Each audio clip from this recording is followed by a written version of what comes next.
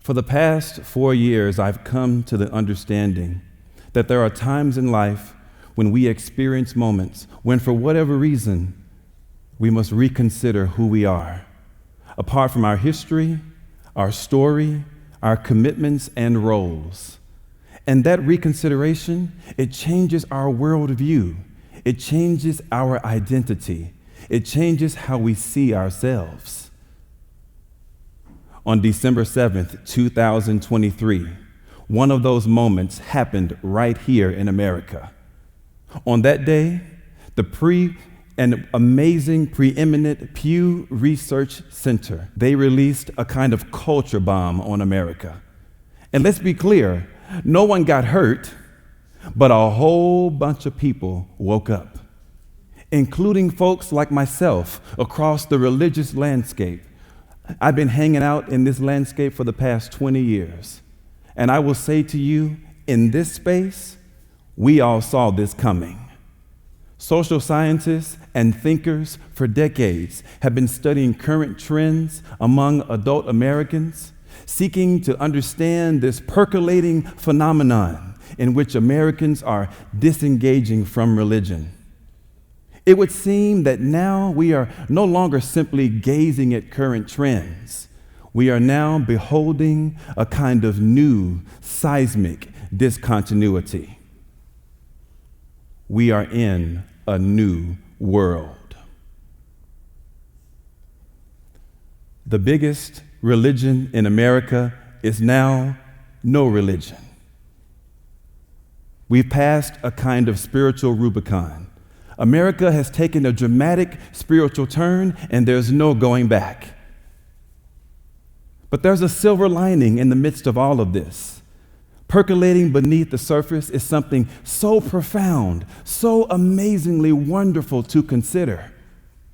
America may be losing its religion, and at the same time, a centuries-old script has been turned inside out. I've been turned inside out. Here's what it looks like. Social scientists have reminded us that for centuries, spirituality, its context and its meaning has been tied to religious institutions.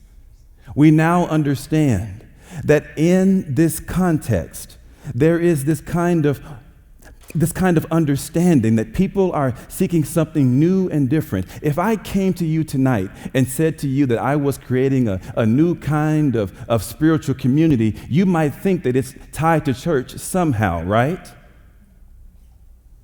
And there are people who are in this space seeking some kind of freedom from a limited mindset, freedom from the idea that religion exists above a spiritual context. And now they're seeking something like a freedom to be in wonder and curiosity and awe. A context in which spirituality is the larger, amazing, emerging story, and religion simply plays a part. I sense now what is happening. We have this space where it's a growth mindset. It's a new paradigm that is emerging. Human spirituality is running free all around our country, unparalleled, loud, and in color. And even more than that, this opens up an incredible wide spectrum of spiritual possibilities. Speaking of possibilities, I'm a child of those possibilities. I grew up in the American South. Tennessee, in fact. I was born, came out of the womb, and I went straight to church. I've served as an ordained pastor for the past 10 years. I am not here to judge religion. I am here to deal with reality. Eyes wide open and with a loud and proud listening ear. There are 350,000 churches in the U.S., And on any given Sunday, half of these churches sit nearly empty, serving 60 or fewer people. I can attest to this in my own loving congregation right here in Laguna Beach. Every year, 10,000 churches are closing their doors. That's like 2/3 of Starbucks stores disappearing overnight. A new future is presenting itself. And now we have the benefit of Pew Center and others to show us where we are and where we're headed. When the Pew Center asked a whole large group of adult Americans to choose their religious affiliation, they checked the box none. The religiously unaffiliated demographic in our nation is now known as nuns. Can you imagine that? That's N-O-N-E-S. That's an unfortunate term. It would seem that a whole class of Americans are now identified by what they are not.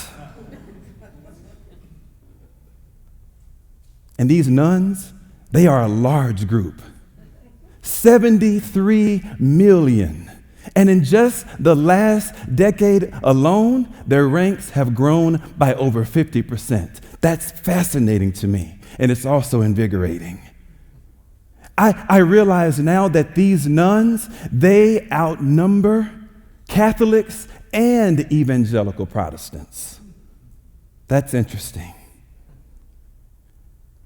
And now we realize more than ever, we see that these nuns, when they are asked to identify their religion, they say nothing in particular.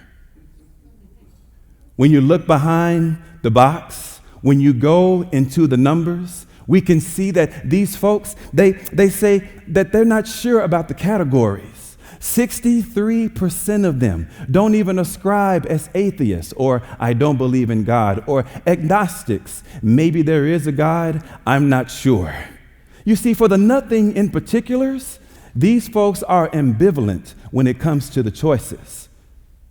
And then we think about our young people and their parents as well, in some cases, who haven't even crossed the threshold of a church. But the sweet irony of it all is that even in the midst of all this talk about nuns and nothing in particulars, Americans still see themselves as spiritual in some way. 58 million Americans strong identify as spiritual but not religious. You might be among them. Religion is losing market share. Spirituality is gaining culture share. The spiritual but not religious, they seek freedom from a limited mindset and are open to a more expansive spiritual journey. They speak and they seek freedom too, a sense that they can develop and be and create their own spiritual beliefs and practices. They're not interested in predetermined answers about what it means to be human. They want to live inside the questions with curiosity, wonder, and awe. Americans may have lost their religion, but they haven't lost their spirituality because they can't. As humans, we are inherently spiritual beings. Spirituality is a part of our DNA. It's a part of our firmware. Organic human spirituality does not need a religious operating system to run.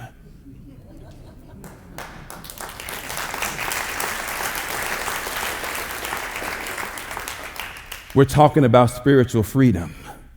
One of the great writers on the Pew Research Center project, Stephen Bullivant, he said this: "We've moved past the debate among social scientists about whether the United States is becoming more secular. That debate is over," he says. "Now we're debating what will the future look like? What will people turn to?" What will people turn to? I'm also wondering, what is spirituality? What is untethered human spirituality? And most importantly, what is a spiritual experience? I think about the late Justice Potter Stewart when he says, "I'll know it when I see it," when he was defining obscenity. Well, when it comes to spirituality, you know it when you feel it.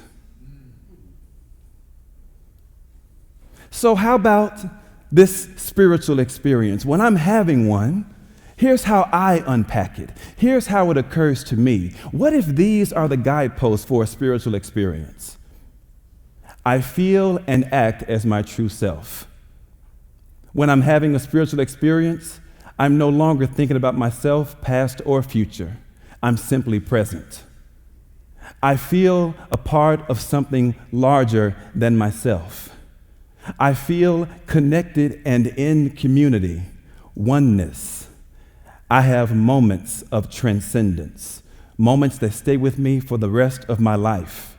You see, in this new world, you and I are responsible for defining our own spiritual experience. And these experiences, this is what's so amazing. They can happen anytime, anywhere. What is a spiritual experience? I'm out of the answers business, and now I'm in the business of questions and curiosity. A spiritual experience can sneak up on you at any time. It could be your 13-year-old son opening his arms with delight when you enter the room. It can be you witnessing a friend or a colleague acting with the great act of moral, equitable, justice-like courage. It can be your decision to go to a redwood forest in which you have a powerful, transcendent experience. And yes, you might even find yourself at a Taylor Swift concert with 50,000 people screaming your eyes out, and your lungs too, having a spiritual experience. See, you know it when you feel it. So when you leave here tonight, I invite you to hold space for this question. Might this be a spiritual experience? Let's reconsider our definitions of human spirituality, and let's do it with openness, wonder, and awe. Maybe the Dalai Lama is right when he says, I am increasingly convinced that it is now time to think of a way of considering spirituality and ethics beyond religion altogether. And maybe Maya Angelou was right when she uplifted the gifts that say we need joy as we need air. We need love as we need water.